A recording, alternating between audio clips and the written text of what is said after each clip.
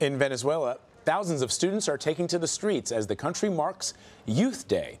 The holiday commemorates the young people who fought and died in the Battle of La Victoria in 1814. But today, students are taking to the streets to protest the political turmoil that has beset the country. Many are protesting against President Nicolas Maduro, who is facing mounting pressure to step down.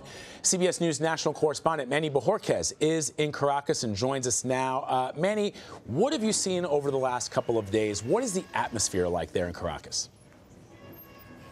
Well, as you can see behind me, the atmosphere on the opposition side is one of encouragement, one of still feeling like they can make a difference, or the difference that they would like to see in this country. We have witnessed this morning as perhaps thousands of people so far have streamed down one of the main avenues in the eastern part of Caracas, which is known as an opposition stronghold.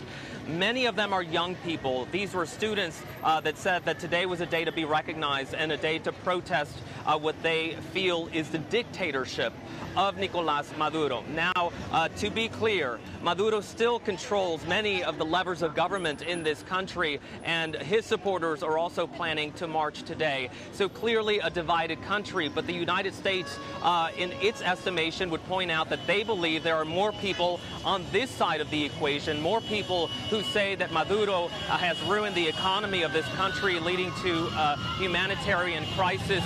You can see more people now coming here to this march, where they're expecting to hear from the man that they recognize as the president, at least in this instance, as the interim president of this country, and that is Juan Guaido, who the U.S. and other international partners have recognized as the leader of the country. So clearly, still politically, a divide here, a standoff, not only over who leads the country, but over humanitarian aid that the U.S. and other countries have tried to bring in, which remains largely on the borders outside of Venezuela. Many of these people are saying, let that humanitarian aid in.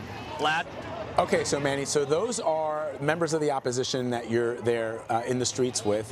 What are supporters of Maduro, those that still are there, still exist, what are they saying about why they support Nicolas Maduro? Well, there are many people who believe with the socialist policies that his government espouses, many people who say that for decades now they are part of a socialist revolution in this country. They view the United States here as the aggressor. They believe that the United States is only after Venezuela's oil, which by some estimations, this country has one of the largest reserves of oil in the world.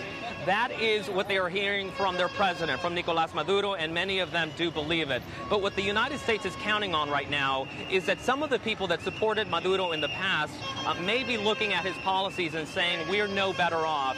He may still be in power, but we're still suffering from malnutrition. We can still barely afford to feed our families, and there is a lack of medicine here from some very basic conditions that people are dealing with. So there you have the two sides of the equation here.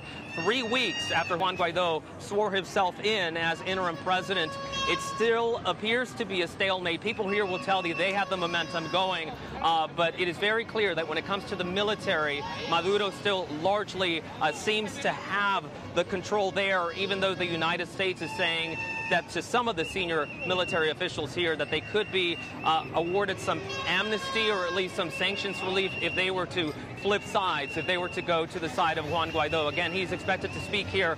I got to tell you, Vlad, just from my IFB, my earpiece here, I can tell that the phone call has disconnected, so I'm no longer able to hear you. Clearly, there's a lot of commotion here, and that will happen from time to time when you have this many people in one area. So with that, I can tell you we will keep an eye on this, and I'll send it back to you in New York.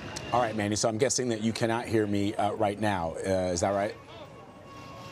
Okay, so Manuel Bojorquez right there for us in the center of it all in Caracas, Venezuela. Manny, we thank you, even though you can't hear me. We thank you anyway.